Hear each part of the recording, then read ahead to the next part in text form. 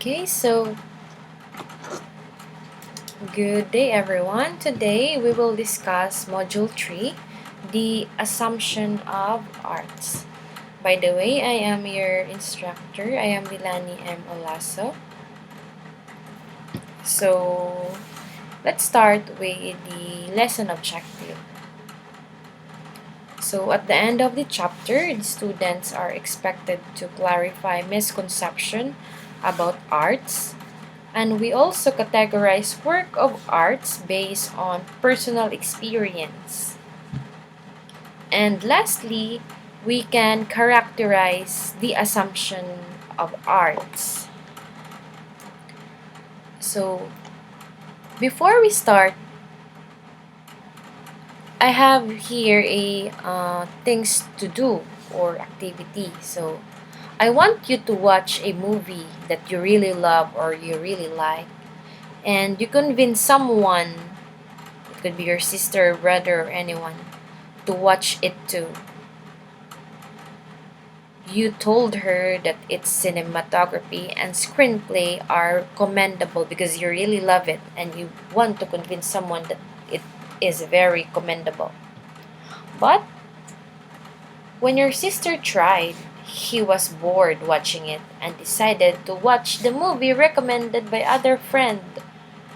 Okay, so bro, ilang gi-reject ang imuhang giganahan nga you really love it and you really like the cinematography and etc. But he or she really does not attracted to the certain movie, and instead he watched another movie recommended by another people or another individual. Knowing her reaction, you told her that she really does not have a good taste of arts. So, yung musing giingnan nga, murag wa gyud kay panglasag art, kay wala man gyud kay giganahan adto. Kadto gyud siya gitawag nga nindot nga salida, but still he or she does not convince. So, I want you to do this one, okay? Do you make sense either for having that judgment?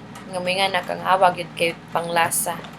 So, do you make sense either for having that judgment? And then, why do you think so? So, I want you to write it in a short bond paper and it should be handwritten, okay? So, again, it should be handwritten and it should be turned into the Google Classroom Module 3 activity. Okay, so it's very simple and very short. Okay, now let's start. So art can trigger different emotion and reaction, diba? So as we saw a certain creation that is work of art, makaingon ta nga, wow, lami nindot. Napoy uban min ta nga naghupo lagi na siya. Like for example, under the UP oblation, diba? As innocent as we are, especially if we're still in high school, makaingon ta nga, oh, what's that? Unsa man na siya, bura man na siya, o kanang naked. Makaingon ta gingon ana. But actually, it really has a deep meaning nganong ingon ana ang kanang structure sa or sculpture sa kanang na UP oblation. Makaingon ta nga, sama na siya. Uy, bura man na siya kanang na, unsa na siya, nga nung naka-naked man na siya. But actually, it really has a meaning, di ba? In everything, there is really a deep meaning. So, just like in the oblation, kuan siya, bura o kanang, para sa mga student, it symbolizes kanang bura o, it really has kanang na murag kuan siya na ay isog, resilient, murag dili siya ingon nga very simple or very common artwork. So dako siya kayo og meaning, daghan siya kayong meaning ano ingon ana siya. And it is a artwork from Guillermo Tolentino. So gi-sculpture siya, but actually wala naman na siya sa gawas kanang the original. It is a kanang na hidden or gitkuan man na siya, wala naman na siya makita nimo sa gawas, kay it is a kanang artwork man nga gi-preserve. Okay, so it can be beautiful, peculiar, or puzzling. It can make you laugh, think, cry, or angry. So, and also, just like as we watch movie, if we watch comedy, so like Dolphy, the king of comedy, so lain pod og mapungot ta, di ba niya ka magsigira si katawa dadto, mapareha sa tao ka ng feelings, like as we saw him in the television nga sige siya pakatawa na to, makatawag yun ta, di ba? And like for example, a certain movie nga kanang sige ra pog hilak kinsa ba si Judy Ann Santos sa iyang mga salida Esperanza sa una, we tend to cry. And if na yung mga movies or series or mga something ato ang makita like Detective Conan, di ba? We used to analyze or think kay braong iyahang is magkuan man ka, we need to think og unsa ba gyud tong unsa nahitabo gyud, di ba? Makauna-una ta. If we are angry katong like for example na mga movie nga mga tragic, di ba? O mostly kanang naay kanang mo patay siya or ingon ana, di ba? Masuko gyud ta, di ba? We tend to be angry. Okay, most importantly, people vary in way they perceive art. So no one can dictate you how to judge it. But of course, could teach you to arrive at logical art appreciation. In arts, every person is entitled by his own judgment about anything. So we cannot convince anyone nga mo kanang for example mi nga nata nga you need to like this one, you need to like this and this, dili, because every one of us has different taste, diba? Lahi-lahi pud tag perception, lahi-lahi pud ta og explanation, diba? So lahi-lahi pud ta gusto. Most of us love singing, some of us love dancing, some of us love theater. So actually sa Filipino artist natay daghan nga Filipino artist with different in different categories. Like for example, Fernando Amorsolo, ang iya he is known for the painting. Francisca R. Aquino, she is known for the category which is dance. Carlos Francisco, painting sad siya.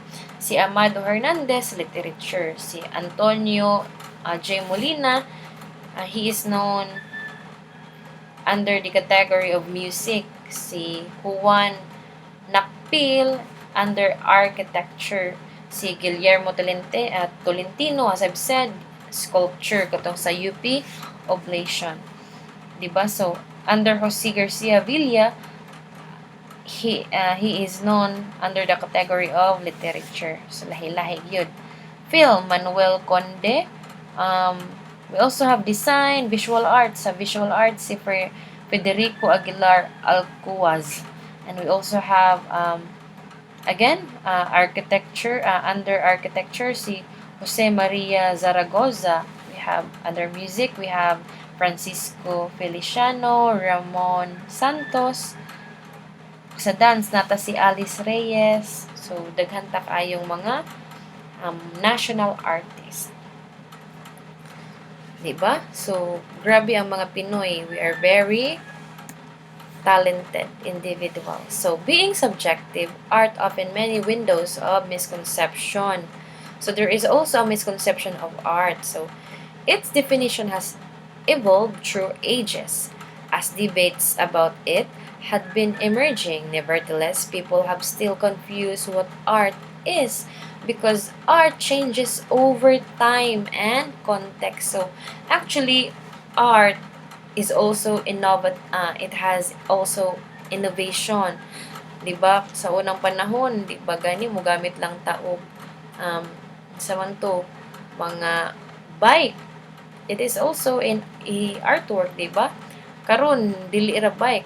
It has machine nga makapadagan sa bike, or mahimo na siyang motor, and then it changes to car, di ba? And also, sa una, mga tabanog ra maglupad sa langit, di ba? Kauban sa mga langgam. Now, we have propeller, we have Airbus, we have helicopter, we have um, Q400, Q300 nga mga sakyanan, klase-klase na. So, there is a change through time. So, people may say that art has to conform to some standards to be called such, but others claim that art should be free from any criterion. It is similar to the principle of art for art's sake versus arts for life's sake. So, art for art's sake means that the work of art is absolute by itself and must be reflect any political, historical, and cultural relevance. So, the art has really kanang naay there is really a reflection. It could be under political, it could be under masalahi-lahi yun. It could be historical, it could be cultural. So, lahi-lahi siya og variation or category. And also, on the other hand, arts for life's sake fight for the significance of art to resemble reality, which directs that work of art must tell about life, culture, identity, societal crisis, and also this conflict brings because of art subjectivity. No one could tell exactly what an art is or what it is for. Law 2019 expresses that art allowed the arts to convey his thoughts about his world and communicate what is his or her core. So, the art itself will communicate a certain individual. So, kanang ang art manggod is very dynamic manggod, di ba? Dili ta maka-express sa usa ka art kung wala siya nato na experience, kung wala siya nato na bati, di ba? Or nasinati, di ba? Naadyoy root nga nung ato tong like why we convey a certain sculpture ngayon ani. So there is always a hidden meaning, or there is really a kanang na ay root nga nung nakahimutag usa ka creation nga very unique, di ba? Naadyo na siya kanang hidden nga mga mysterious nga mga kanang na ay definition, or na hidden nga mga reason why it is like that, di ba? So, and also, Combridge may be probably right when he underscores that there is no such thing as art, but only artists to break the stigma behind art. So, it is human's expression regardless of one's status in life. So, it could be poor or rich, there is always an art, di ba? It is not only for rich people or talented and intelligent people. So it could be for anyone na uban ana they might not be rich, pero like for example the kuan ka na average people, di ba? Kamao sila maghimo og banig. They could make baskets, they could make paypay made of kanang naay wood, kanang mga kanang kahoy or something nga very creative, di ba? Unya or banig nga paypay. So it could be for everyone. Art is for everyone, di ba? Not just for rich people or talented people. It could be for anyone. So it is for the entire humanity, for all gender, races, orientation, belief, age, and any aspects of person. So under art, it has also a variation or categories, di ba? Kung mingon taog kanang age, lahi-lahi jud ta og mga likes, like from kung senior ka, imong mga trip nga mga music is more on kanang mga jazz, mga something, ang melody is relaxing, di ba? When we say younger people, ang ilahana is rock music, di ba? And also it work of art also has a belief, 'di ba? Kanang mga painting, mga architecture, churches in some other places like in Europe, 'di ba? Or in Rome, ang ilang mga churches adto, 'di ba, pati kita sa Philippines ato sa nasiyang na apply ng ilang mga tradition or belief sa mga churches. And also races, 'di ba? Lahi-lahi ta o kanang like for example sa mga foreign individual ilahang fashion adto lahi sa ato apo diri lahi sa ato ila okay ang fashion nga sila mga magtupis diri sa to makakita tag magtupis mura man tag manampong, di ba? So it is also a form of art because it involves fashion, di ba? And when we say kanang orientation lahi-lahi gyud, it has a kanang na a variation gyud. So art, but in the end, art unites rather than divides. So ang art yun is maka-unite yun na siya sa tao, especially music, di ba? Kanang na mga kanta gani nga magkahiusat ta. So kung makadungog ta ng kanta pura jud ta o kanang nipukawon, kanang ihatang kanang agnihon nga muuban sa ilahang kanang pakikipag baka pakikipag kanang ni pakikipag kana ba pakikipaglaban or something, we will fight for them because of that certain music. So maka-unite yun ang art sa people.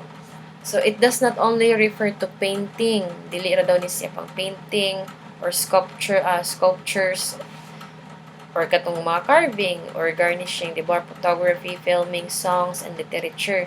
It can include the way you decorate your house, di ba? Especially nowadays, dili ra ka sa outside sa imong balay mag-clean or mag-decorate, but you can also decorate your inner inside the house, di ba?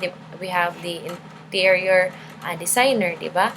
So, you style yourself or you convince others when advertise something. So art can be in any form that can be found everywhere. So art can be found everywhere kuno. It is not only seen in museum and gallery. Wala ra na siya adto makit-an bisan asa pwede ta makakita. Even though sa jeep makakita ta og art, di ba? You see it where there is human penetration, such as terminal, residential areas, public institution, or even in the comfort rooms. And I believe kabalusad mo or nakadungog mo itong news nga na ay pinakanindot nga CR nasa Tagbilaran, di ba, katong gasoline station nga CR. So nindot kayo ilahang comfort room adto, and most of the CRs nowadays, especially adto located sa first district, nanundog sad sila work ila sang gi-innovate ang ilang mga CR. So again, art is everywhere. So art is truly ubiquitous. And also, there are 5 classification of art such as the practical art. When we say practical art, it involves basket weaving, agriculture. When we say liberal arts, it involves mathematics, science, and grammar. And when we say fine art, it involves human creativity applied. And the major art, it is the painting and the sculpture. And when we say minor art, so the ceramics, di ba? So as HM student, guys, di ba? We are handling plates. So most of the plates in the industry are ceramics or di ba mga mahalon nga mga klase, especially if we're in fine dining, di ba? So mga mahalon gyud na siya. Not just ceramics, but it could be the flatwares or the glasswares, di ba? So it is a minor art. And also, art is universal. When we say universal, a work of art made by a person of a certain race or a certain generation, it can still appeal to the senses of other races of different generations. So every individual or every different races or nationality lahi-lahi taog trip or lahi-lahi taog kanang naay mga ganahan nga mga art, di ba?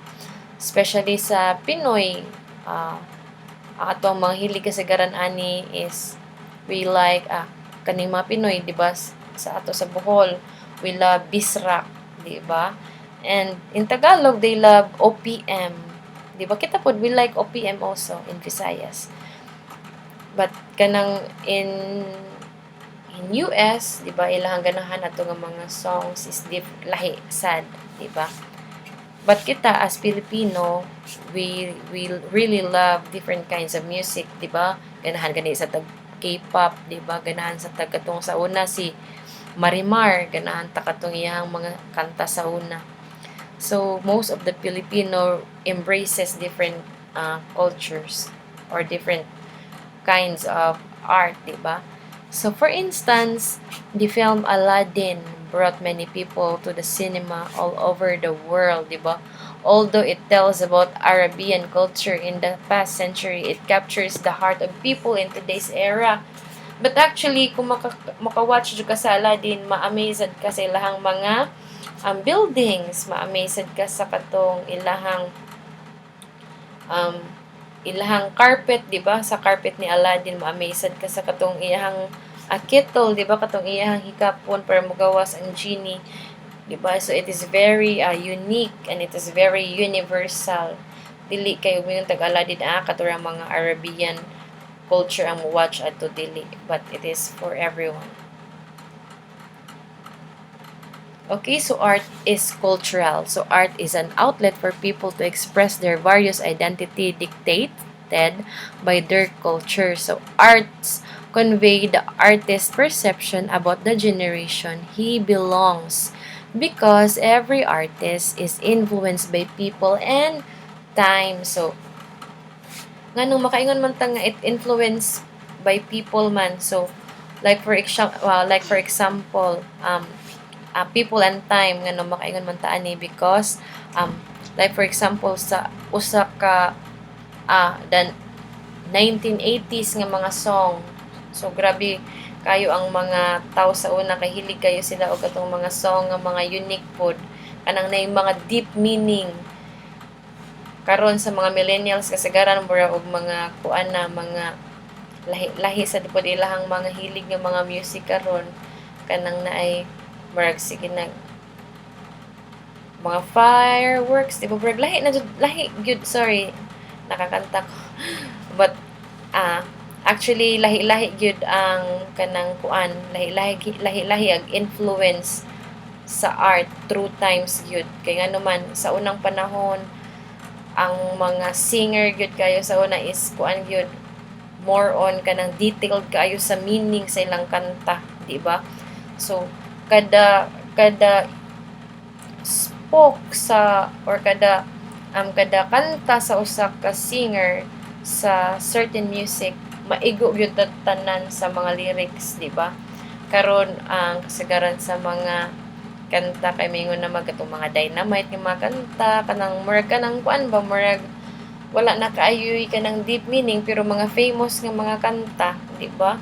Kanang magkanta nga wala gito nga magbalik-balik ra ang lyrics unya wa kaayoy meaning murag for kuan na jud for fun ra nga music karon, unlike before nga grabe kaayo ang mga meaning. So art is cultural gyud. So it influenced by people and time. Okay, art is not nature. So art is the product of the artist's interpretation about nature. So it is not made up of trees, rivers, sea, mountain, and other manifestation of nature. So ang art kuno is not a nature, but the artist who paints the certain artwork nga nakitaan sa nature, like nagdraw siya sa sea, nagdraw siya sa mountain, how he manifests the artwork, so that is now considered, or how he conceive the art, mao na siya giingon og aesthetic. Ang kagwapa sa iyang artwork naghatag og kuan art sa usa ka natural or usa ka nature like trees or sea or rivers, di ba? So again, the tree itself is not the again, the nature is not art. Pero, kadtong pag-convey or pag-conceive or pag-drawing sa usa ka um, kahoy, yun sa pag-draw sa artist, it turns to be kanang naay na say deep meaning, di ba? Yun sa niya pag-stroke sa ang mga lines, yun sa niya pag-paint. So, naanay deep meaning ato. So, that, again, art is not nature. And also, art is an expression of mind, di ba? So, kung unsa ato ang mga gipanghuna-huna, mapod na kasagaran mo reflect sa ato ang pangbuhaton sa atong mga artworks, di ba?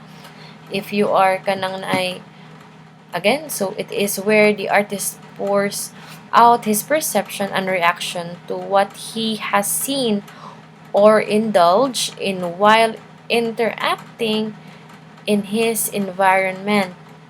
Many arts can hardly be understood by merely looking at it because artists tell mysteriously. So, ang usa ka artist, ug makahimo na siya usa ka kanang artwork, dili ra kay mauna siya iyahang kuana na gigikanan na agyud na deep meaning ana or kanang naajud na behind naajud na reason behind nga gagikan sa iyang huna-huna, di ba?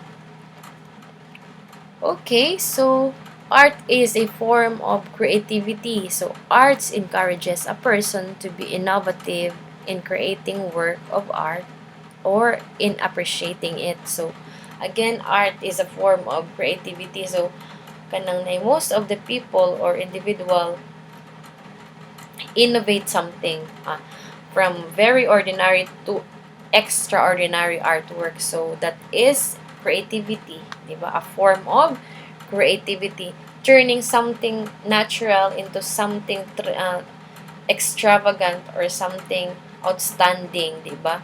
So that is creativity, a form of creativity. And also art involves experience, di ba? So as we express a certain artwork, di ba, na siya deep experience nga nung naka-idea taan na tungod kay naapod tay, it involves experience sad. So, since art complies human expression, it shall spring from people's emotion, moods, identity, imagination, culture, and any characteristic that speaks of human experiences. So, that is art involves experience. Okay, so I guess that's all for today. I hope you learned something, and also I have an additional activity to be given later on.